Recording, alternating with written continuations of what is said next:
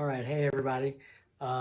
This is just the first video that I got a chance to use the GoPro Max to film me and some buddies surfing. Tucker and Dan met me out this morning at the Pipe in CB, and it's just a couple waves. I didn't really get very good footage because I'm super out of shape, and we were wearing like a 4-3, boots, gloves, hoods. It was like 40 something degree water, and the air temp was probably about 40 degrees also.